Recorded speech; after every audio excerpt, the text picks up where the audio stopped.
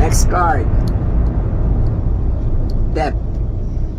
I don't know kung anong ibig sabihin nito, pero ingat din kay President Bongbong Marcos dahil death is a bad sign. Maaring matapos na ang laban, magwakas at mamatay na ang mga labanan o issue o kaguluhan, mabibigyan tuldok at mabibigyan ng kamatayan at katapusan ang mga kaguluhan at issue. At mahal ang gamot, kulang ang paggamutan, walang doktor, lalo na sa mga liblib ng mga bayan. Kaya mula nang nagsimula ang administrasyon, ito ang tinutukan natin, kasama ng edukasyon at pagsugpo sa kahirapan. Sa loob ng 3 taon, pinarami natin ang mga pampublikong ospital at specialty center. Nariyan na rin ang 53 bukas center sa 32 lalawigan sa bansa. May libreng check-up, x-ray, lab test at iba pa. Ito ay para sa agarang serbisyong outpatient na hindi na kailangan magpa-confine pa sa ospital. Asahan ninyo, marami pa ang ating bubuksan na bukas.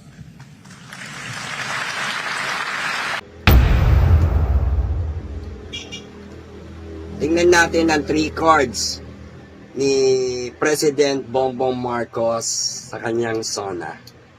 Itong mga card na ito ay patungkol sa SONA, ha?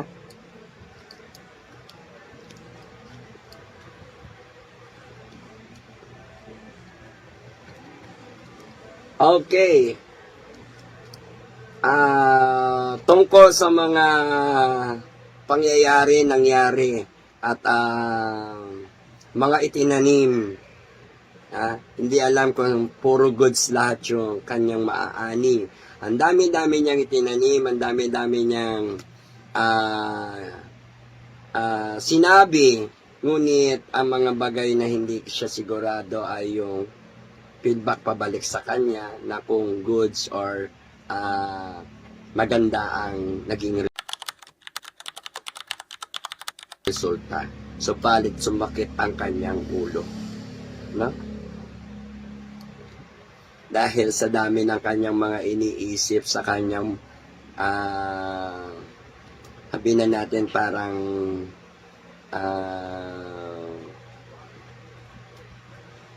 farm niya, yung parang mga taniman niya na umaasa siya na lahat ng itinanim niya at inilagay niya sa pwesto, niluklok niya or niilagay, nagbigay pa sakit sa ulo sa kanya, no? At kumakalma ang takbo ng karer ni President Bongbong Marcos sapagkat hawak niya ang pag-asa dahil patuloy na siya ay maglalakbay at may mga trouble, may mga pupuntahan, no? At ang career niya ay palaging may destination, yung kanyang mga lakbayin o pupuntahan.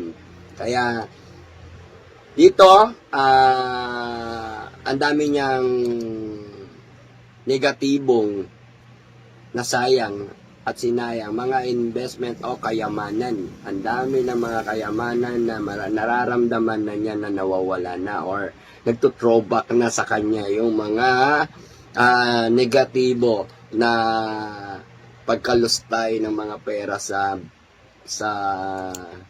kaban ng bayan. So, tingnan natin naman ngayon yung 7 card.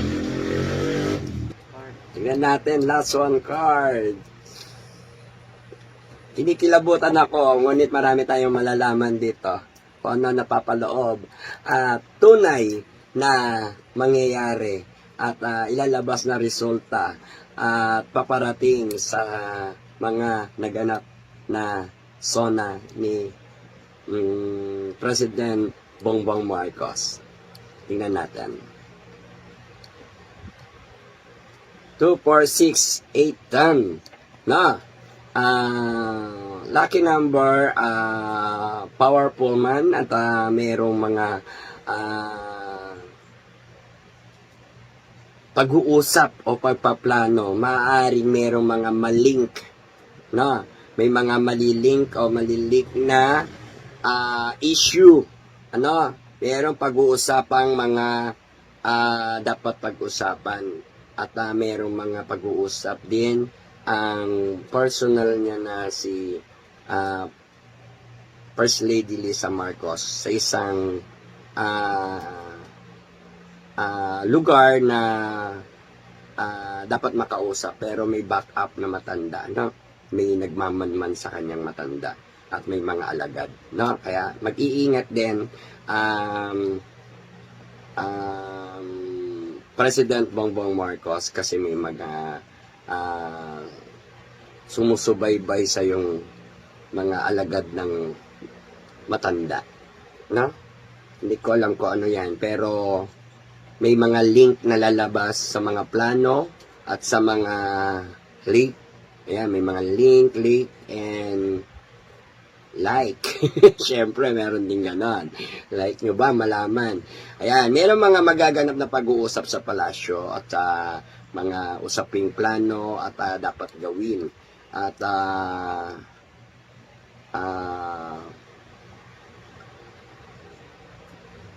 usapin tungkol doon sa mga nakaupo sa pwesto, halos lahat puro lalaki. No? Mga matindi at lihim na pag-uusap. May ganon. At si President Bongbong Marcos ay may mga pinipilit na gustong makuha o makamit sa kanyang mga ginagawa, no? At 7 importante sa kanya yan, 7 importanteng gusto niyang makuha sa kanyang mga ginagawa, no? Goal and survivor siya, and then may mga activities siya na challenging siya, no? Ayan, siya ay challenger and challenging yung kanyang mga activities. Ayan. So, okay.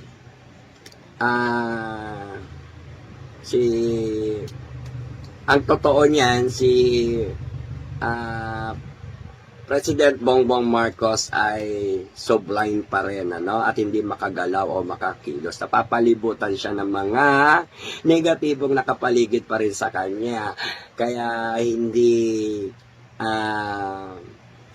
niya magagawa lumaban o kaya hindi niya magagawang kumilos at hindi niya magagawang tignan ang mga nasa paligid niya, sapagkat siya ang pinaka center of attraction victim ng kanyang admin. Yan, ng administrasyong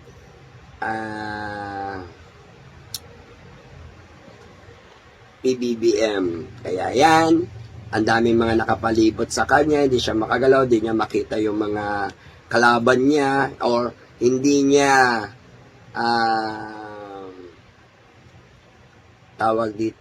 hindi niya matagalan na tutukan o tignan ng mga kalaban niya sa gobyerno. At siya ay hindi makakagalaw at hindi rin siya gawa ng mga bagay-bagay. Hindi niya, kumbaga sa sa kanyang sarili, may mga sinasabi niya pero hindi niya magagawa pa rin dahil hindi niya matagalan tignan, pakiramdaman at labanan ang mga nasa paligid sa kanya. Alright? Next card. Death. I don't know kung anong ibig sabihin nito, pero ingat din kay President Bongbong Marcos dahil death is a bad sign. Maaring matapos na ang laban, magwakas at mamatay na ang mga labanan o o issue o kaguluhan, mabibigyan tuldok at mabibigyan ng kamatayan at katapusan ang mga kaguluhan at issue. At maaari din itong mag-impact kay President Bongbong Marcos about death. I don't know. Kayo nang balang mag-isip, pero lumabas tong death kasi pwedeng mangyari to sa kanya or sa ibang malapit sa kanyang mga relatives, whatever, no? O relatives sa kamag-anak ko, mag-anak, nawawag naman mangyari sa kanya. At pinakikita ang sign na to sa merong mamamatay. Ayan. I don't know kung anong ibig sabihin niya may mamamatay, pero kahit naman makita natin yung sign na yan, hindi natin alam kung kailan, sapagkat Diyos lang ang nakakaalam. Disgrasya lang ang alam ko, kaya yung iba nakilalaman ko yung disgrasya, pero hindi natin alam kung siya ay matutuluyan o hindi. Kaya yung iba dyan, buhay pa kahit nadidisgrasya. Diba? Alright. And reverse naman itong death, magsisimula sa panibago at simulain si President Bongbong Marcos. Okay. Alright. And next card, meron pa rin mga negatibong tao na mag-o-offer o mag-uudyo kay President Bongbong Marcos. Ano? About pa rin sa financial at about pa rin sa mga career opposition. Kaya may mga tatridor pa rin na maaaring mga magkunwari at saka mapagkunwari at magpapatuloy ng mga masasamang balak sa ating